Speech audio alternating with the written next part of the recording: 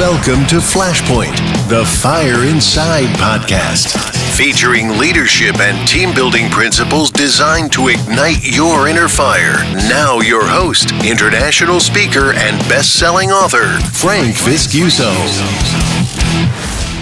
All right, so this is pretty cool. We're here with Brian Lau, and this is really, really awesome. Brian is the creator. Would that be the right term that I'm using? Creator, ultimately producer, author. I'm the yes. I do several things on the book, but creator. I'm the ultimate creator, of it. Well, God is the ultimate creator, but I'll take credit for creating these pieces of art. I work with a lot of amazing talent, but I do some of the art, not much. I colored the cover of the sci-fi book you're holding there, Staunch Ambition. And it was drawn by one of my main artists and friends, Earl and Rosa. And I do the layouts, I write it, I do the lettering, and then I oversee the art. And so I put it all together with a good team, though. And then, of course, we have Inferno City Firehouse, which is about true stories from Detroit firefighters, graphic novel. Pretty awesome stuff. I wanted to actually read this for a while. I'm glad I finally got my hands on it. And when I say graphic novel, it is graphic. It's not for the faint of heart. I would imagine we could say it's not a children's book, but it is something that firefighters can benefit from. And first of all, thank you for coming on the show and welcome to Flashpoint. I'm honored and happy to be here, man. I've been listening and following your work since I've been introduced to you for a while. So, well, I appreciate that, my friend. And you and I have had a couple of conversations over the phone right now. Let me just introduce, if somebody's just for the first time coming on to this podcast to listen, I want them to know here's the premise behind what we're doing here. I'm just bringing on people, first and foremost, that I really want to talk with about what they're doing with their life, their creative process. Their, a lot of them are extremely high achievers in different areas. I don't care what you achieve success in, but I mean, you're published in this industry that there's so many people that will listen to this that want to be published in, and maybe they want to be authors, maybe they want to be graphic illustrators, artists, you name it. I just want to provide value for people. So I want to start with just asking you if you could tell the listeners a little bit about yourself, like where do you live, what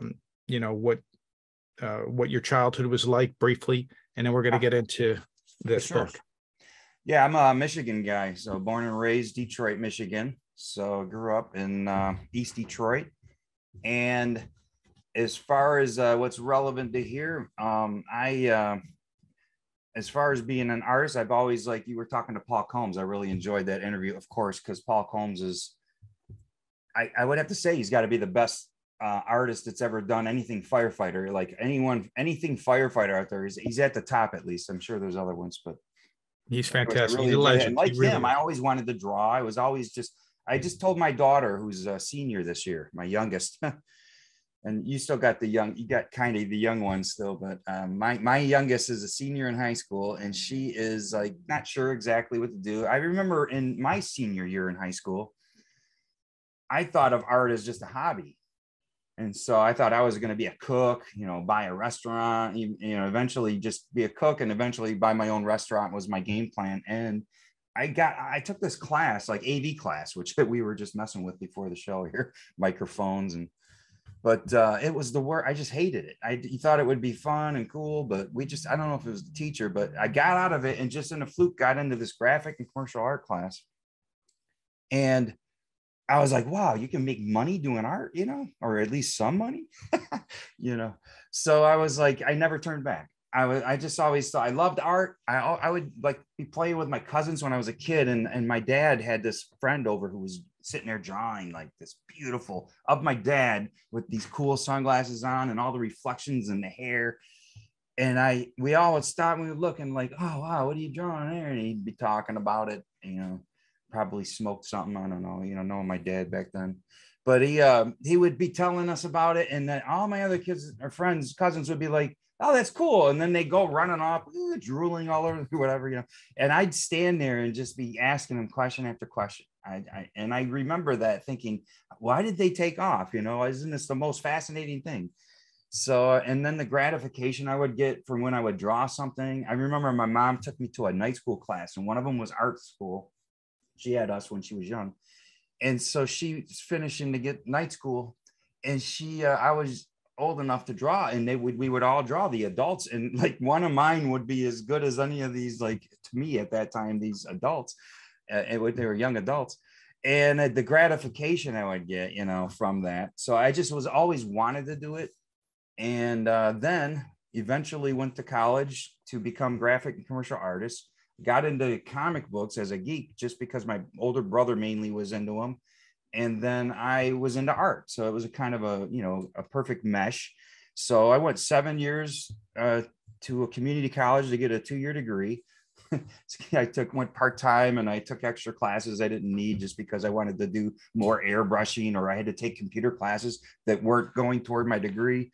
So eventually just kept building my portfolio, tried to do some comic book stuff when I was in college, and it never went anywhere. And then I might be going too far here, and then I got married, had kids, and then just didn't really do anything with comics. And then eventually I was like, you know what, the story won't let me go. I gotta do it. I started getting into comics for real. I can get into some of that later, but in general, I grew up in East Detroit. My grandfather was a Detroit firefighter for 26 years, lieutenant. And then we can get into later too how I started with that sci-fi book, but we could get into why I did a firefighter book later. Well, talk about the sci-fi book real quick. I do want to start with that. Have you always had a passion for sci-fi in general, or is this just a story that I want to kind of basically start from the beginning. The process is this: hey, I got an idea for a story, and let me write it down, and eventually, or is it, hey, I have an idea for a character, and let me create a story around the character? Well, yeah. So this one started with a character that, if you open the cover up, I got one here too, but if you open to page, go to just to open the first one. I could show it on my screen as well. This one? You can get it in stereo. No, the first, right inside cover. Oh, I'm sorry. Yes. Yeah, the one on the one with the earth there, with the hand on the earth. Yeah, that's Azarus. So that drawing, I did a version of that in college. That was we had to do a comic book cover in college, and I came up with that character based on this character that my brother had a general idea of in this game. We used to play like Dungeons. You know how you play Dungeons and Dragons? You got this, if you've ever played, people who know, it's a role-playing game, but you have characters and you go through this adventure. Well, this one was like a same kind of concept that it was for superheroes called Champions. And you would have a basic character you could develop. So you could give it your character could have certain powers, and every power, let's say it had like massive strength, you'd have to have an equal disability or some kind of a negative problem. So, and you would build these characters up and had a little art thing that you could do, like a general design. So we had to do a comic book cover in college. That one we just showed is a newer version of it, but I did a basic idea of that in college, and it won like first place in the contest of all that year. And a story started to develop around it. But back then, that story, it was called Half-Life. I could show that like later when I go through some files. But it was, it was kind of, I'm glad I tried to get it made into this story, but it wasn't as mature. It could have been good maybe, but it wasn't as mature as what this thing turned into be. So I had this general idea of this. It's called Half-Life, in the character and all that. And then I put it aside because it never went anywhere, got married, had kids. But then I revisited it and did that version, this real detail. The other one was a little simpler, a little more retro style. And I did this real detailed version. And then it turned into this like serious epic. I started building from this character this whole concept of the universe in the future, and then thinking of like what things might be like as technology advances. Like one of the concepts in my story was it's like in the story, but it's not like the plot, but is like we don't sleep in the future like we do now. They have machines you can connect up to, and you can regenerate your blood through it, and you're supposed to sleep some. but you can circumvent it, you cut it in half. You get 4 hours of sleep, but you'll be regenerated. You start to scientifically discover things like that. So it just turned into this whole sci-fi epic and its supernatural aspect. Like, what if my tagline is what if we entered the supernatural through advanced technology, is part of the tagline, or welcome to the new enlightenment. So they enter the supernatural dimension, or if someone's not spiritual, maybe they would just call it a dimension. And that idea with these characters all started from that one character, basically, and then certain, like I said, ideas of how the future might work.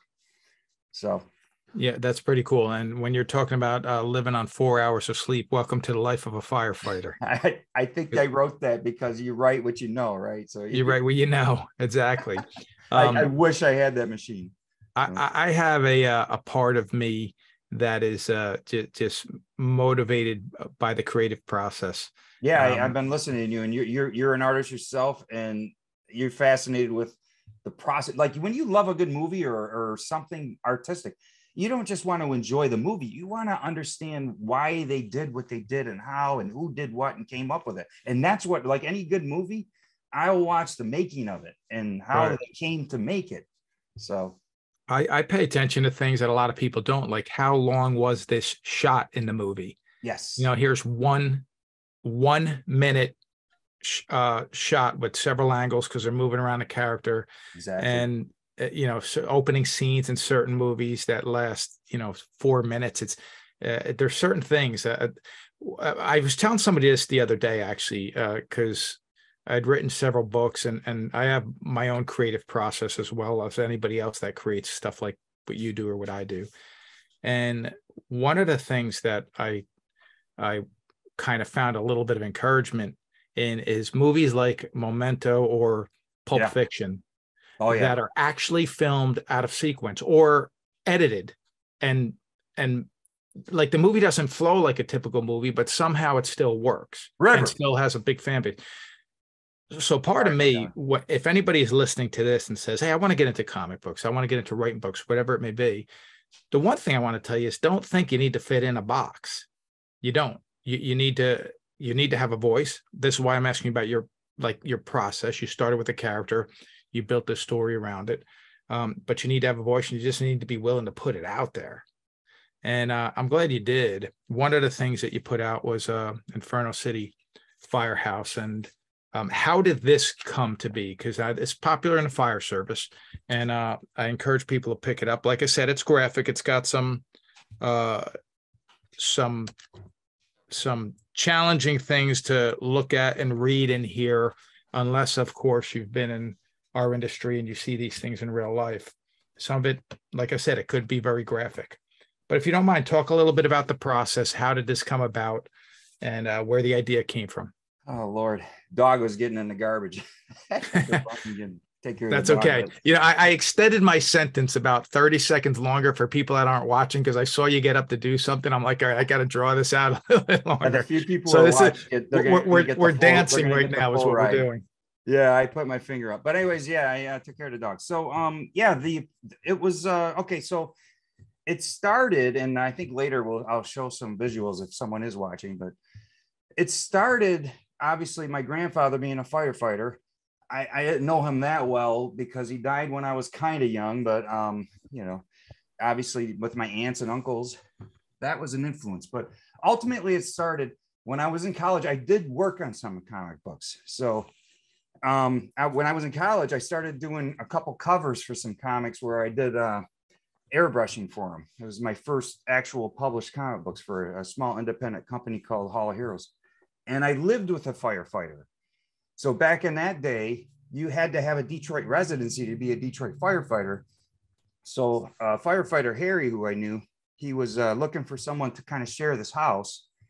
And so I stayed there, and he saw me working on these comics, and the International Firefighter Convention that goes from city to city, like the Super Bowl, was coming to Cobo Hall that year. And Mike Nevin and Harry Nan, who I lived with and rented from, they saw what we're doing, and they wanted to do some really like kick butt poster and shirts, Detroit firefighters. So I think Mike Nevin had this idea of the GM building now, the Renaissance Center, with a dragon wrapped around it and a firefighter taking them on with a water hose, and it says Detroit, firefighters. And so they saw the comics we were working on, and so they hired us to do the one guy. I did a couple covers for him, so he just drew this for me, and then I did the coloring. We did these posters. They did the posters and the shirts and all that.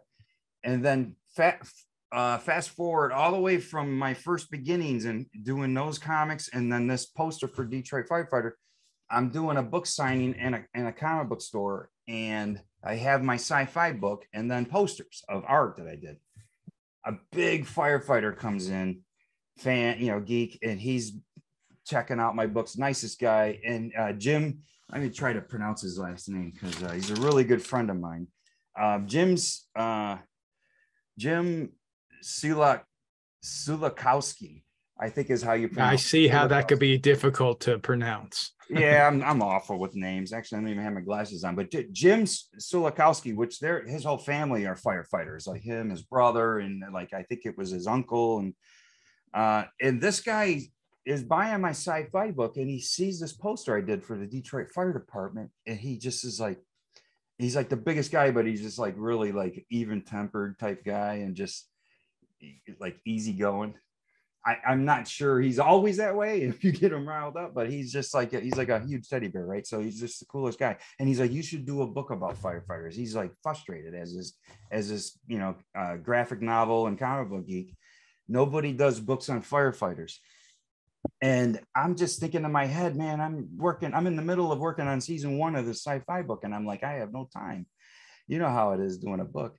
So it's like, but it intrigued me. He was like, no one does firefighter books. And I thought about it, and I thought about my whole life reading comic books and buying them and just being around them. And maybe I saw something where Spider-Man and, like for a kids type thing where you see something, they get a cat out of a tree but I don't really see anything. So I did some searches, and I found online one graphic novel called Ashes, which was beautifully done. It had a little more cartoony style. And then I saw something Joe Quesada did, who's one of the main guys at Marvel during 9/11. And that was about it. There's probably a few other things here and there. And I felt called to do it. I felt like this is a neglected genre in graphic novels. So I set out to do it, because he pointed that out to me. And then I actually used Jim's face, as he was the father of one of the characters in the book. And he's been a big supporter of the work. So, yeah, I noticed you did that. You you have supporters whose likeliness you have used as some of the characters. I noticed that in the back of the book. That's kind of cool.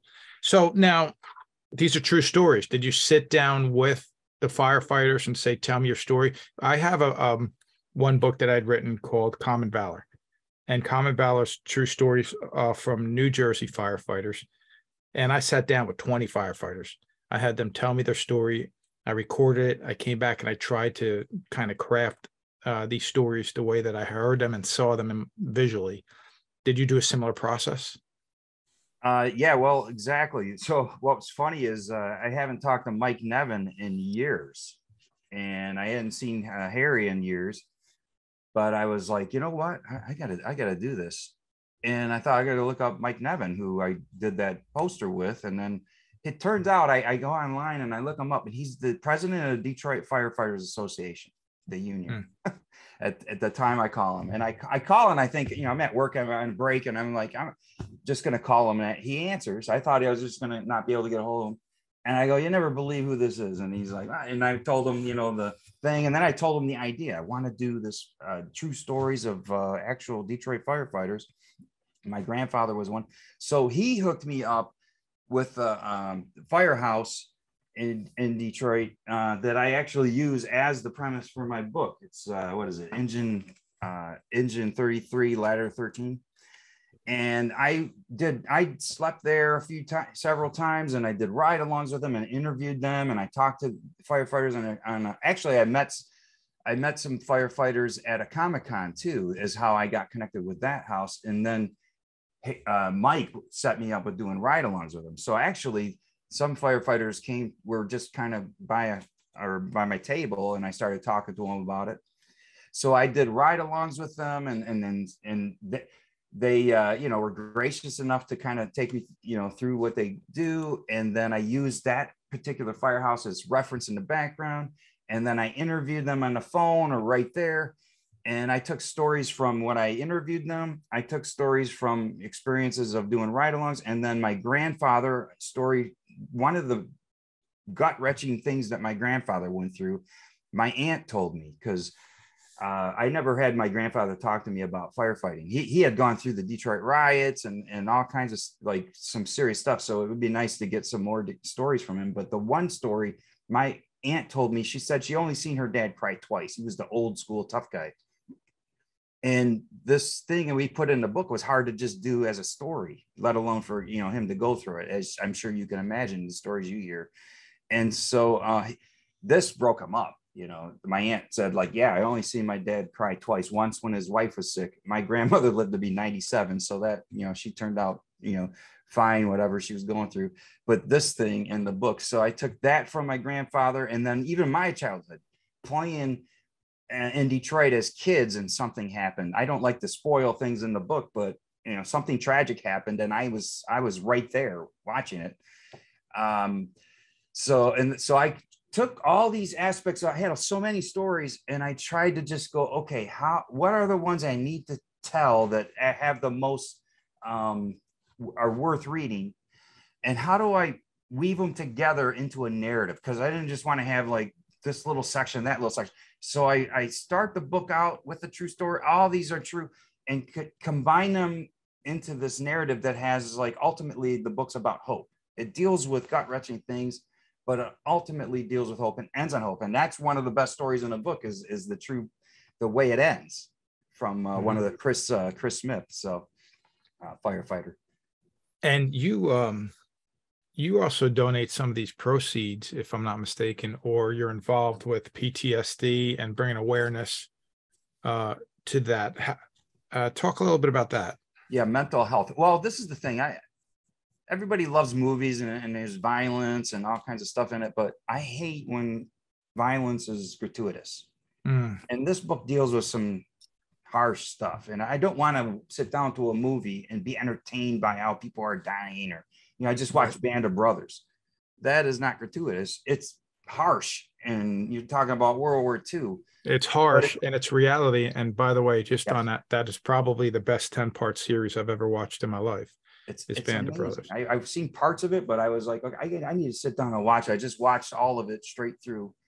And it's one of the greatest shows ever made. And it's the weight of it is I got my sci-fi book, but then you got this firefighter book.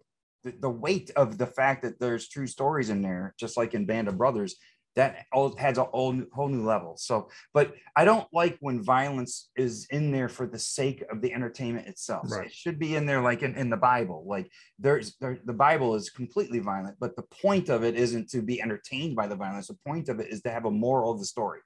So doing this book, I don't want to entertain people with how difficult it is to be a firefighter at times and the terrible things you go through. So I want this book to bring a light to the mental struggle that firefighters can go through and to do good for that. So I'm dedicated to give 20% of all the profits I make toward any kind of mental health facilities or different kinds of facilities that help people with PTSD. So I haven't really made profit yet because the overhead of doing a graphic novel and printing it and all that up front, I'm independent publisher and creator, but I've been giving anyways, obviously, because it's what part of my what I believe in doing. And my editor, Tracy Konopka,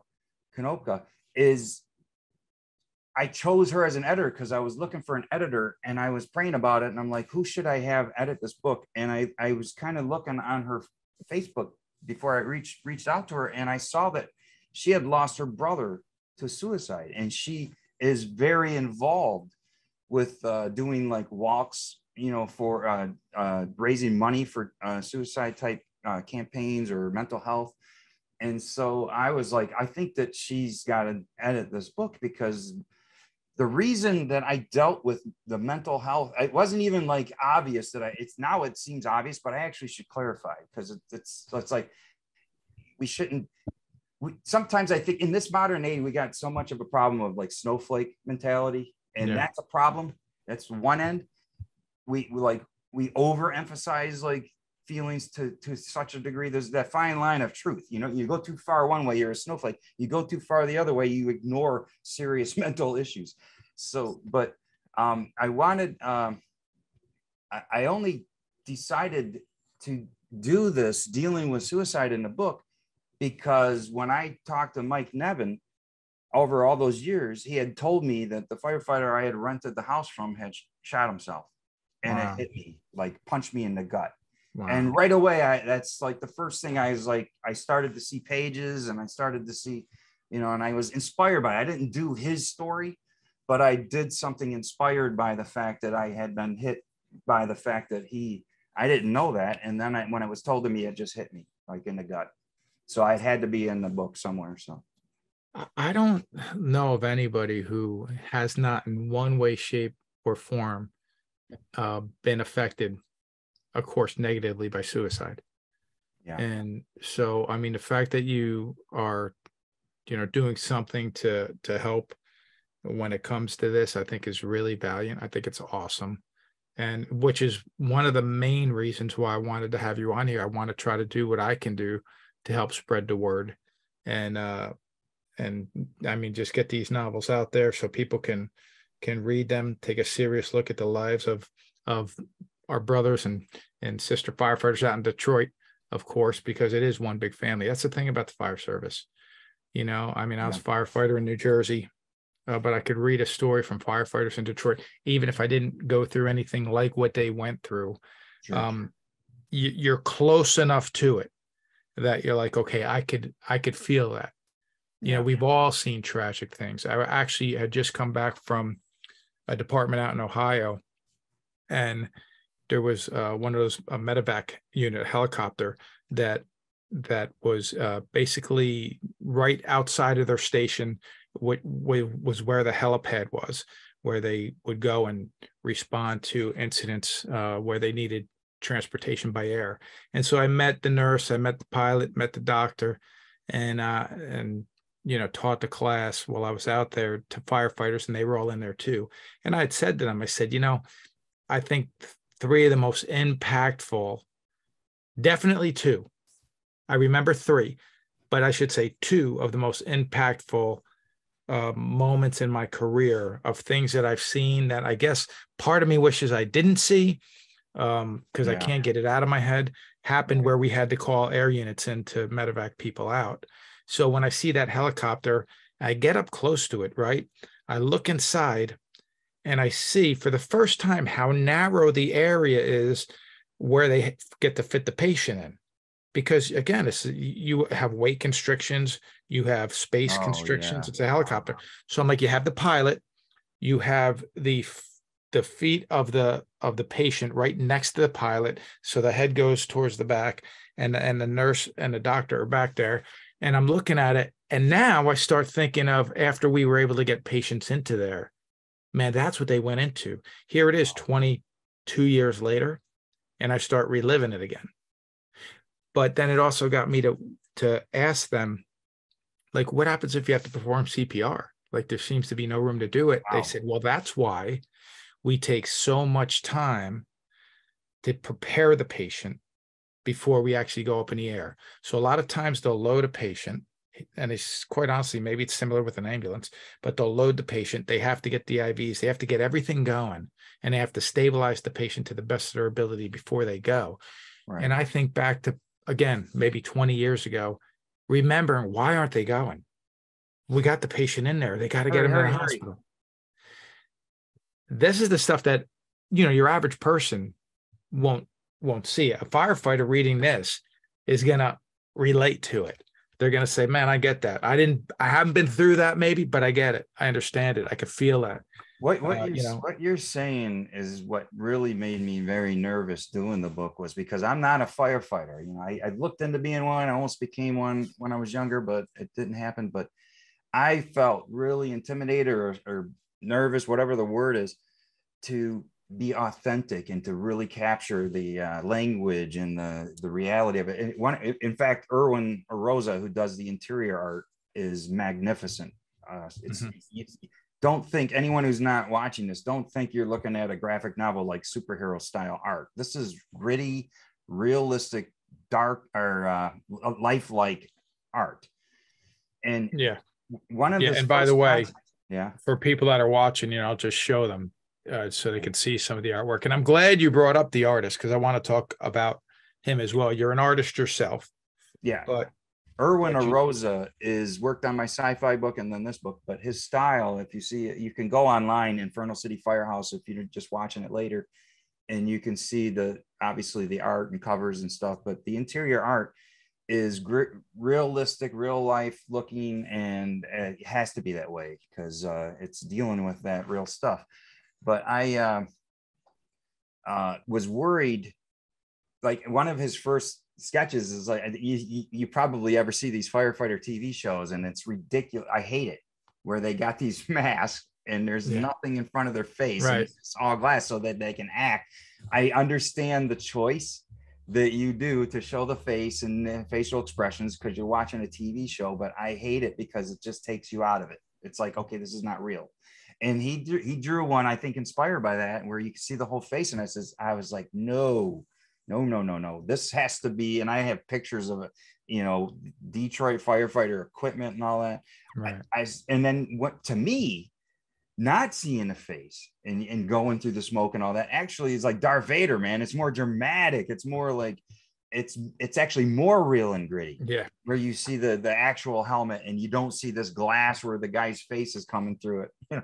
So I was really worried to make sure that I captured the authenticity and the language and in Detroit, they call it stretching when they pull the hose and they got to, put a fire out. They stretched the other night, or trial men is a term for a newbie or for somebody. So I tried to throw terms in there and get all that correct. So, yeah. And some of those terms are different. Like we stretch lines, same thing. We wouldn't call it a trial man. Maybe we call it a probie.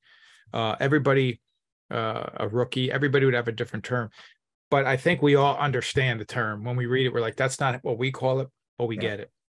Firefighters are usually pretty welcoming. Like you said, they let you do ride-alongs. I'm sure you ate some dinners there and said, wow, they're pretty. Yeah, it's like breaking bread together. Yeah. Right. And it's pretty cool. And I know a lot of people, when I recently was, I had the privilege to sit down at Marcus Luttrell's house with him and his brother Morgan. Marcus Luttrell is the Navy SEAL that they had made the movie Lone Survivor about. Oh, really? And yeah, when I sat down with him and we were speaking, he said that he used to go and hang out with New York City firefighters before the movie, before the book and all that. He would go hang out with them and he'd stay there. He'd have dinner with these guys. He'd go out and hang out with some of them. And I said to him, so you were doing this before they even knew who you were, like that you were this Navy SEAL, that they had this movie and this book coming out about? And he said, yeah. And I find that to be really awesome. You never know. But firefighters, I think, are, we're pretty welcoming group of people. And yeah, that actually leads me to something you might be bringing up, but it's, I think, a good segue is what's funny is I was doing this book, finished doing the book, and I had a local paper do a story on it. Metro Times, and they showed some of the art and all that. And a guy, a filmmaker in Canada, I won't even try to pronounce his whole name. He's got this long Greek name, but Pan, he told me to call him Pan. And he's directing a documentary about firefighters called Florian's Nights. Yes. He sees this article. He contacts me, and he is filming all kinds of different firefighter clubs across North America to do this documentary about firefighters who ride motorcycles to deal with their PTSD, which is there's actual science to it. And they kind of get into this documentary. the science of it, but it deals with firefighters and mental health, and it also deals with it. And he contacted me. He flew out his crew. I hooked him up with the same fire crew and Mike Nevin to get footage for the film. And some of the guys in my book are in the movie Florian's Nights. And he did ride-alongs with the same crew I did. And then they filmed me and my book, which is they're going to do as a separate short film to promote the main documentary. I'm waiting for that to come out. But the funny thing is, when all this was happening and they were in town is when I first got my books back from the printer. And he filmed me taking these books into the firehouse and unboxing them and handing them out to the guys. And so it was a nice, like, that's pretty cool. Thank you for welcoming me in and having, eating bread with you and playing cards and ping pong and then, going on ride-alongs. And then here's the fruit of the labor right here and welcomeness. Here's the end result. That is pretty cool. And I don't know if you've ever seen the documentary 9/11 with the two French filmmakers that were filming. I mean, first of all, what an amazing documentary to be able to document everything that happened on that day. I think that is such an important historical collection of footage. And you even mentioned earlier that graphic novel about 9/11. I actually have that in the other room. I picked up. I never read it. I just picked it up and I put it in a drawer. I'm like, this is something I don't need to read, but I want to have. Yep. But like I said, there's more examples of just letting people into your world, and people being able to tell the stories of what they saw and experienced there, and let some other people experience it, which is really cool. So thank you for doing what you do. And what are you working on now? What I'm working on now is, like I said, I'm still waiting for the short film to come out with Florian's Nights, so people can check that out. That's if you watch the trailer on that Florian's Nights, it's the cinematography is magnificent. Of course, it's dealing with some real serious content. Talk about a helivac. One of the guys they deal with lost his fingers in the movie. You see him in a trailer because he was out stranded in the way up in the mountains in the snow, and they had to helivac him out of there. And he was in bad shape. But right now, what I'm working on is I'm doing another historical fiction, and the firefighters book is historical because that's true stories, but I weaved them together into a narrative. So I guess you can call it like a historical fiction, but I'm doing a historical fiction on John the Baptist's life. And so this John the Baptist is a radical. His life story is, if people aren't familiar with his life, it's as tragic as any, Greek mythology or Shakespearean drama. And the guy was a radical. He had this huge following. He was a prophet. After the 430 years of silence, he was the last prophet between the Old Testament and the New Testament. A fascinating character. So, and I'm so inspired with this story. I have this idea where someone's this like admirer of him is coming and visiting him in prison and asking him questions just before his life ends. So currently working on that with several artists and putting together the story as far as how it's interviewed. And then I have a twist that's going to be in it. I want to stay true to what we know on the history, but I have this twist to help, to really make it effective, like hit you in the gut when you realize what happened there. So I'm excited about it. Getting art done for it and stuff like that right now. You said a key word that I want any artist that's listening to this, or anybody who wants to write or create, draw. You said a key word. You said I was inspired by this. Yeah. How important is that word, inspiration, for an artist? Yeah. Everything. If I mean, personally, I think everyone's an artist. People cut hair, that's an art form. Mothers raising children, whatever the thing is, there's an art. My mom, actually, one of the other reasons I'm an artist, she was very crafty, and we do crafts and ceramics and stuff. She did all kinds of craft stuff.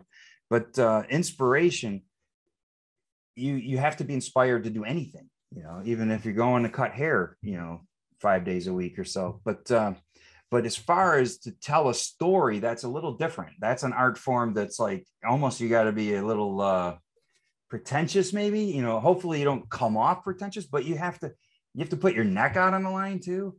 But you have to be inspired enough, because I remember I was like, I tell the story, but then when I actually did my first book, I'm like, what did I do? You know, I just put this out there, and I could get like, I could be embarrassing myself, or, you know, like people could hate it, and you start, oh my gosh, but I believed in it when I was doing it because I felt called to do it. So I'm so inspired because there's something about firefighters when I was doing that, and about John the Baptist, that I believe we can learn from it. And like your book, Step Up and Believe, is like, you wanted to do that book to, you know, art is meant to be shared. So I want like music, you want someone to be affected by it. Whether if it's a blues song, it should make them feel sad. If it's an inspiring song, a love song, and then your book should inspire people to be better and to be better leaders and examples. And then my book, these stories have to have something in it that teaches you something and makes the world a better place, makes you better, that challenges you. So I'm tapped into that on this story. So that's why I want to do it.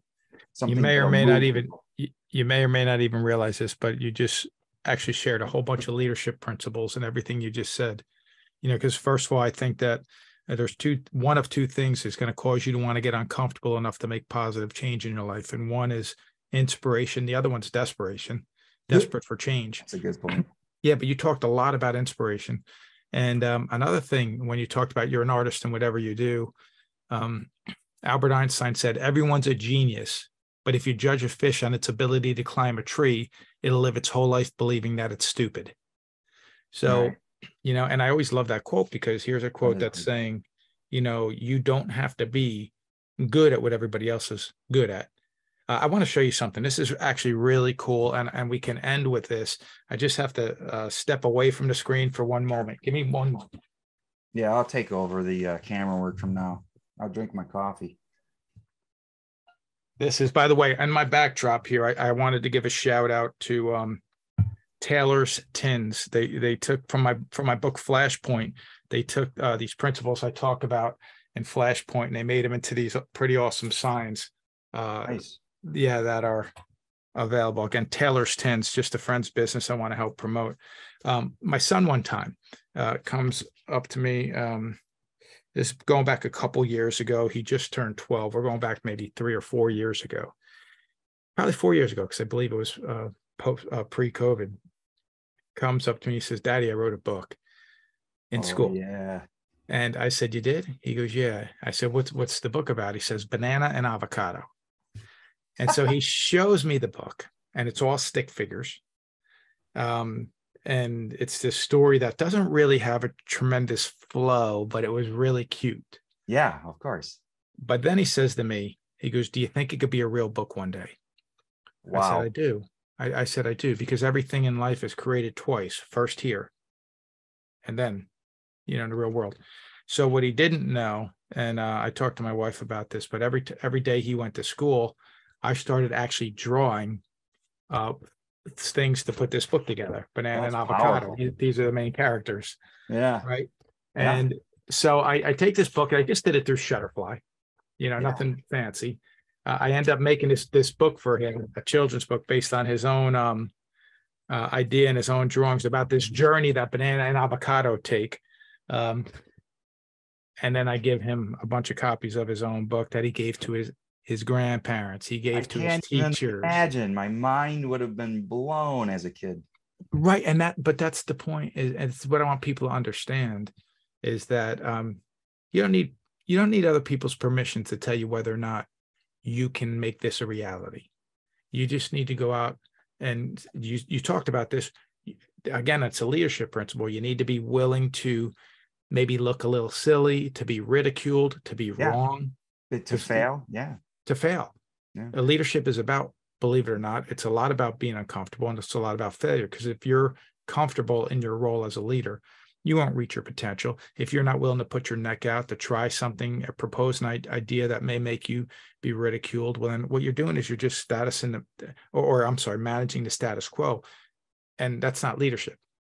And so, you know, when you were talking about this stuff, I'm like, I don't even know if you realize all the stuff you're saying can help a lot of people. So take chances is the point. How can people, I'm going to change my backdrop right now to your books. How can people pick up a copy of your books? Well, if they do a search on, they could type in Inferno City Firehouse in Google or go to inferno-cityfirehouse.com. I'm on social media as well. I have an Inferno City Firehouse Facebook, Instagram, and Twitter. I also have my main website, which is simple to remember, is because I'm doing I got 3 different genre books now, but my main website is Brian E Arts, Brian with an I, E as in easy, arts. So if you wanted to see everything I'm working on, from the movie I worked on, I have original music for my books. I have my books, my sci-fi, firefighter, and now John the Baptist I'm working on. So Brian with an I, E as in easy, arts is my main website. And I also have social media for that. It's on Amazon, Inferno City Firehouse. You can order it from my one of my websites. I have digital and physical copies. I have prints, posters of like those 2 covers back there. The one on the on your right, my left, is done by Clayton Crane. That guy is like a famous artist who worked on Spider-Man, all kinds of stuff. The other one is a local guy from Michigan, Neil Anderson, who did the variant cover with the cracked glass and all the eyes. That's supposed to show the mental kind of struggle that someone can be going through. And like I have posters of those. And so, yeah, Brian E Arts or Inferno City Firehouse, pretty much social media, website, Amazon. Fantastic. Hey, Brian, thank you so much for giving me some time today, coming on and talking with us. And I wish you the best luck, but I want to encourage people to go to your websites and pick up a copy of your books. Thanks, man. Keep up. Yeah, I'm looking for, is Sprinkles out right now, or Sprinkles, the Fire Dog, the original one is out, and part 2, Paul Combs is drawing right now. And maybe this can encourage some listeners too.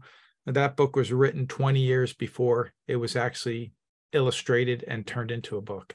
Like my son, I'd written this little story and it was just written on paper, and just eventually I kind of typed it up, and 20 years later it resurfaced, and I thought, you know what, this would be a pretty good time to try to put this story out. And this is something that's kind of cool, is that 20 years go by. If anybody has ever read Sprinkles the Fire Dog, they'd realize that a lot of that, the journey that little puppy went through, a lot of the readers, all of us have gone through these types of journey where, right, you're dealing with lack of confidence. You're dealing with maybe being undersized and not the right fit for what you're trying to do. But more importantly, you're dealing with the corner mutts that sit there and bark and try to keep you on the corner. And your critics would be another word for them. And this little dog had to overcome all of that to achieve success. And I think that's all of our stories. That it just looks inspired. I haven't read it yet, but I'm getting copies. I'm going to get both copies when the second one comes out. I'm a huge Paul Combs fan, and then getting to know you. So, but it just looks inspired, man. This just looks like something that resonates, that leaves a lasting mark. Yeah, well, I could relate to for sure. The story is a good story, but I'm not going to lie and tell you the story makes the book. Paul Combs is a tremendous artist, and I know it is. Yeah. When he drew the original character, as first, that's I think the third version of the character, but when that one came up, I said, "This is it. That's it. That's the dog," and. So it wasn't like, hey, he hits it out of the park on the first shot. He sends the first one to me. I'm like, I don't know. I don't know if I could root for that dog. I go through that. I'm an artist, so when I have my other artists working on it, of course I'm writing it, but we go back and forth until you get it right. You want to get it right. You want to get it right. Yeah. I think you're probably your own worst critic. And yeah, that's true. I asked I know I'm that way. Like as a writer, I'll write something. Me too.